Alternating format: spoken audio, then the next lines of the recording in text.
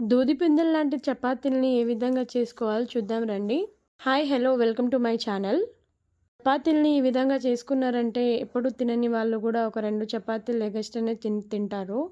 మనం పిండిని రెగ్యులర్‌గా కలుపుకునే విధంగా కొన్ని చిన్న చిన్న మార్పులు చేసుకొని కలుపుకున్నామంటే దూది పిందెలు లాంటి చపాతీలని మనం చేసుకోవచ్చు. ఇప్పుడు హాఫ్ కేజీ గోధుమ పిండిని తీసుకున్నాను జల్లెడ పట్టి. జల్లెడ పట్టుకోవడం వల్ల అందులో ఉన్న చిన్న చిన్న పురుగులు ఏమైనా ఉంటే పోతాయి. కొద్దిగా ఆయిల్ 1 టీ స్పూన్ వేసుకోవాలి. వేసుకొని కలుపుకోవాలి వీడియోలో చూపించిన విధంగా. ఇది మెయిన్ అండి, కంపల్సరీ వేయాలి. కాచి చల్లార్చిన పాలు వేయడం వల్ల దూది పిందెలు లాంటి చపాతీలు వస్తాయి. అసలు గట్టిపడవండి. ఇలా కొద్దిగా పాలు వేసుకొని పిండికి పట్టే విధంగా అంతా మిక్స్ చేసుకోవాలి. తర్వాత కొద్దిగా వాటర్లో ఉప్పు వేసి ఉప్పు మొత్తం నానిపోయిన తర్వాత అన్నిటిని కొద్ది కొద్దిగా పిండిలో కలుపుకొని చపాతీ ముద్దలా కలుపుకోవాలి. పిండి మొత్తం వీడియోలో చూపించిన విధంగా కలుపుకున్న తర్వాత ఒక స్పూన్ ఆయిల్ని యాడ్ చేసి కలుపుకోవాలి.